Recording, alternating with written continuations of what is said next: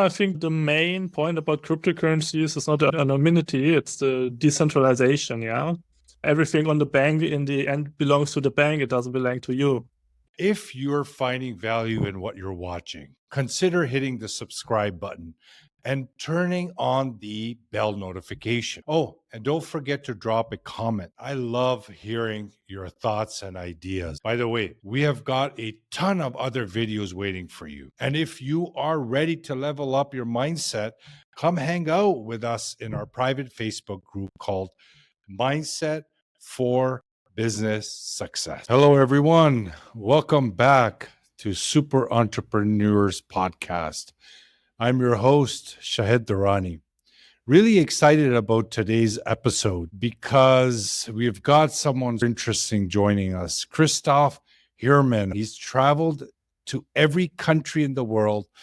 But what's even cooler is that he's an expert at helping people live a life of true freedom by going where they are treated best and finding ways to legally live tax-free.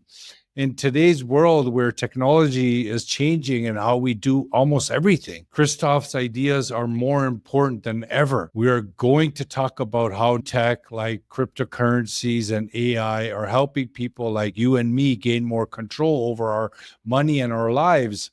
So if you're an entrepreneur or just curious about how to live more freely in today's world, you got to stick around because this episode is going to be packed with valuable insights. Christoph, it's amazing to have you here. Let's jump right in. How do you think blockchain and things like decentralized finance are changing the game for entrepreneurs who want to protect their money and live more freely around the world? Yes, I think there will be huge changes going forward. I'm into the blockchain, to Bitcoin since 2011. I saw all the development myself. And in the beginning, it was like nerds who were getting into it, really wanting it for the libertarian lifestyle. And now the big tech took over. And rather, it's now much more about speculation, not so much about the technology. But I think that will change again. There will be so many other blockchains with great innovation. And at the moment, many people don't see it. But I think it's just like the dot-com bubble we had 2000 and around 2000. It's just not the right time for all these things breaking through. But wait 5 years, 10 years, and then many of these applications which are already possible will get much more relevant, and then like the traditional financial system will be outdated. Yeah. So with AI and data analytics becoming more advanced, can you share any new opportunities or even challenges that you see people trying to optimize their taxes and live that borderless life? Yeah, the nice thing about AI is that you don't need many of the typical people anymore. Yeah, like you don't need a typical tax advisor anymore because AI will be able in very short periods to take over. Yeah, to do your accounting, to do your typical advice. People like me, I would say, will still be needed because you just need a very interconnected, strategic mind, which AI can really give you in a very soon time. But yeah, many things will get much easier for international entrepreneurs. And of course, it will have challenges, and all this data, of course, needs to be put in place. But I think the future is very bright for entrepreneurs. Yeah. So what you do could also be engineered in AI. Isn't that possible? I think it's possible, but I think AI will never have the human creativity, the decision making of humans. For now, yeah. So I think there will still be different outcomes on the same situation if you ask AI and if you ask me. Yeah. And it could be the actual amount of clients that are serviced would increase dramatically with AI, and then someone as a human may do their creative stuff in that process where they can actually look at more than what they usually would. Yeah, of course. We already use AI in our business. Many of my employees draft articles using AI, and then we just look over it and conceptualize it a bit and change some stuff. I also see it with many clients. They come to me, they ask the questions to the AI, but still there's quite some mistakes AI is doing. So it's always better to double check. Yeah, true. I love this term flag theory. To be honest, the first time I heard it after becoming aware of you, and apparently it's all about going where you're treated best. How do you think we can use things like digital identities or e-residencies to make that strategy even stronger? Yeah, I think it's important for the international entrepreneur to have like multiple like compliance setups, I call it. Yeah, you have an address not only in one country, in the country you're living and pay taxes, you also have an address in other countries. For example, you are a crypto entrepreneur living in the European Union. Yeah, now there's like heavy regulation coming for crypto. So you also have an address outside of the EU, and I don't know, Georgia or Dubai or Paraguay. And you use this address to register at the crypto exchanges, so you circumvent that regulation. Yeah, and ideally you have legally. Yeah, ideally you have like different addresses and tax numbers around the world, and use it according to your purpose. Yeah, I might need to access like an EU bank. I can only access with the EU residency, but then in other little countries, I use their services with like other setups. So I think it's important to have multiple residencies, even multiple citizenships, to be like the most opportunities. Of course, it really depends where you're currently living and what's your current citizenship. Yeah? And Christoph, you obviously help with all that dynamics. Yes, what we basically do is what big family offices do, like for their corporate clients and rich families, we do for the average person, for small self-employed, and so all those services, how to form a company somewhere, bank accounts, residency, citizenships, investments, and many other international stuff like insurance, how to register a car and things like that. That's what we take care of. In basically so every even country the of the minor world, details. Yeah. The main point is in like basically every country of the world. Yeah. Our approach is not to specialize on one country. We specialize on basically every country because I also visited every country. And we have local partners, tax advisors, lawyers, brokers, who then help the people on the ground. We just have the general knowledge to compare the countries and look for the best solution for each individual. And there is no solution for everyone. It's really tailored to everyone and his preferences. Yeah, it's really unique what you do. And I like you said, this type of service was available for the wealthy CEOs or Fortune 200, Fortune 500 CEOs, for example, that needed this type of help. But what you're providing is for the everyday person to create that nomadic life. It doesn't need to be nomadic life. Yeah, in my eyes, flag theory should be used by everyone. Every person on the world can use the flag theory. Even if they stay in their home country, that's totally fine. They still might have a foreign company legally with some advantages. They definitely can have a foreign bank account with some more protection, for example, or have a second residency in case whatever, some unlikely scenario, a new pandemic, a world war or something breaks out. You just have more alternatives with the flag theory. Obviously, cryptocurrencies provides that freedom, privacy, for example. But obviously, traditional banking for now, it has a big role in people's lives. So how can entrepreneurs really balance the two and protect their finances? Yeah, I think the main point about cryptocurrencies is not the anonymity, it's the decentralization, yeah? Everything on the bank in the end belongs to the bank, it doesn't belong to you. Yeah, and crypto is decentralized, so only I can access the crypto, and if it's backed, I don't know, USDC, quite credibly backed, then it's really my money and not someone else's money. And of course, you still need the fiat system. Yeah, we still live in a fiat system, and you need to exchange your money into the system.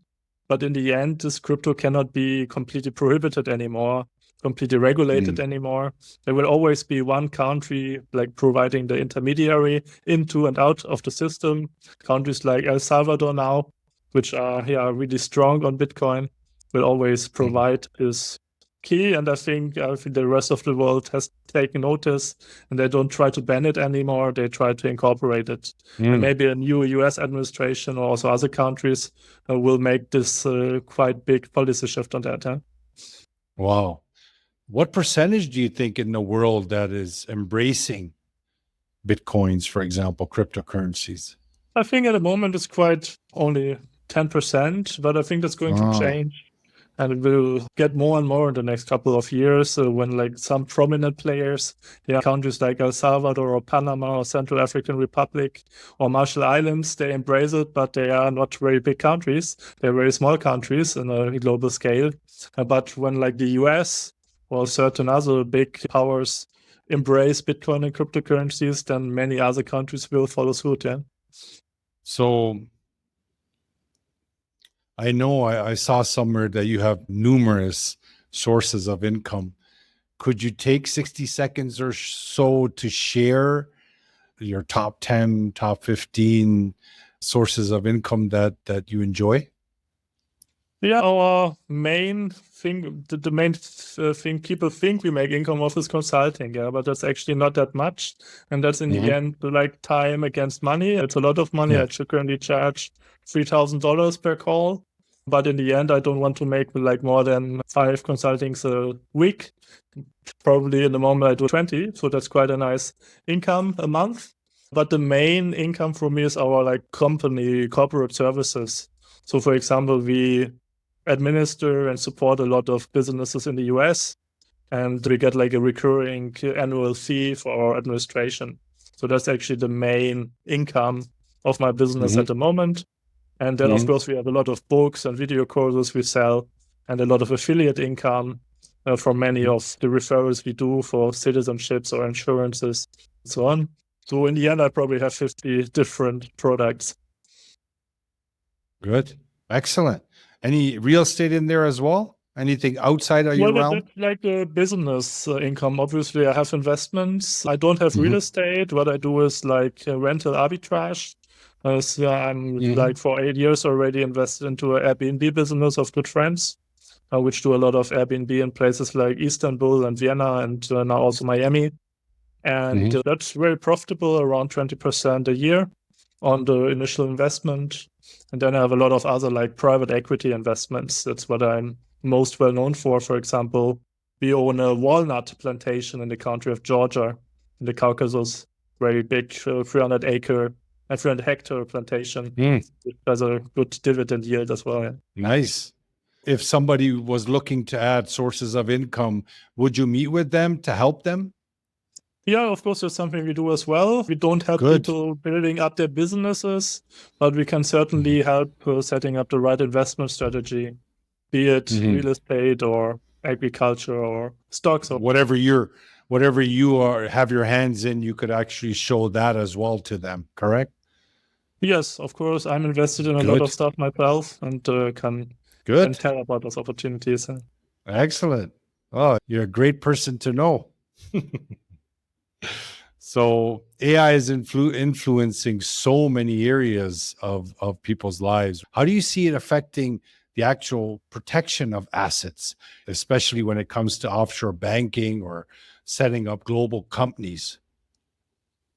Yeah, now the last year since I started, I do the business now for 10 years.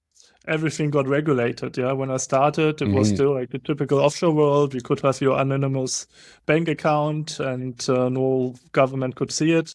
That is all changing now, and there's very few countries where you can hide your money. So generally, it's all interconnected, very transparent. Everyone can see everything, and AI makes it now also much easier for governments to process all that data and see exactly what you have. So there is advantages with AI. Of course, there's disadvantages as well, depending as you see it. Yeah.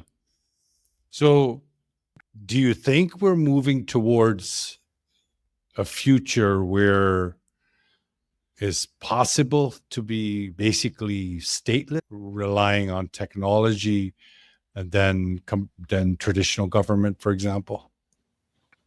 Yeah, I think there will a lot of areas of life will change in future. We still have the traditional system with our passports and citizenships, but it will be less and less relevant in the future.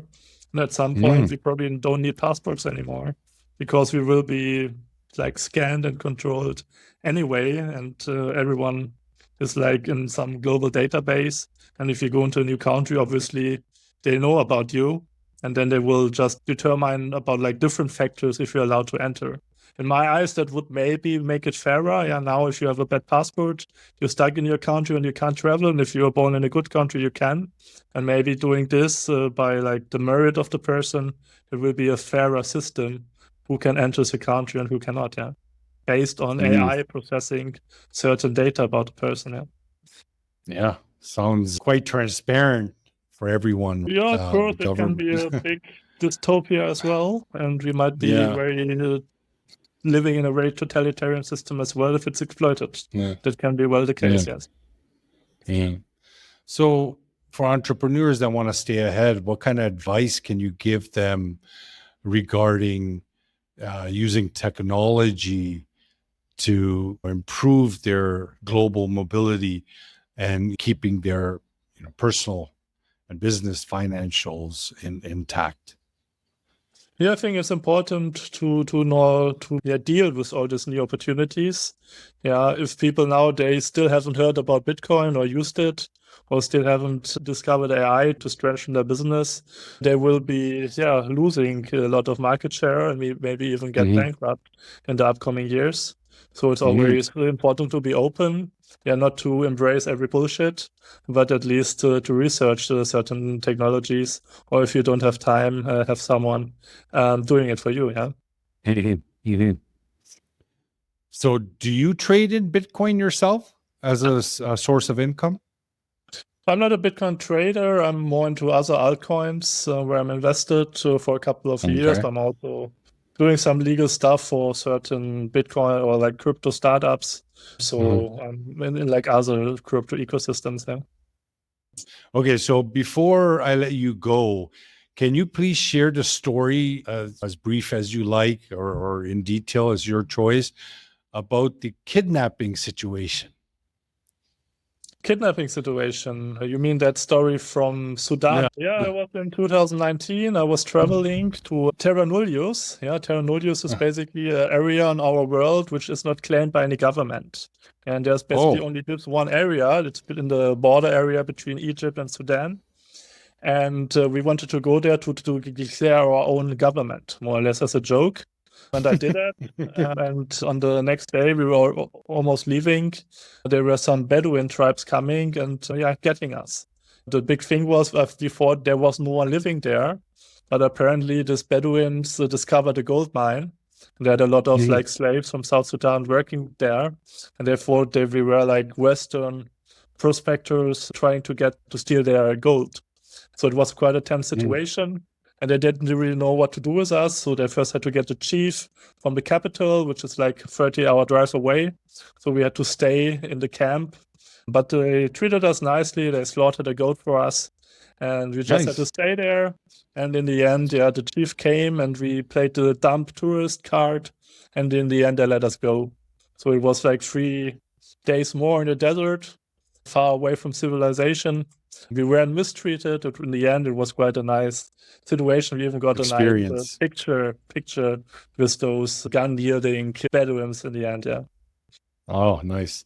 It was great having you on the show, my friend. Very excited. Definitely, I'm enthused to see how things change in the global arena when it comes to financial and even the freedom of movement. And what you're doing is definitely a needed service. We need that kind of guidance to help us with that type of lifestyle, or even like you said, even if we live in one place, we still want to have these types of options. So I'm definitely going to be looking into what you do, and maybe even in the future set up a call and learn about this, because it's very intriguing. Yeah, it's a great strategy everyone could use, really depending on citizenship, of course, but most people can use some parts of it at least. Yeah. Yeah, great. Appreciate you. Thank you so much, and take care.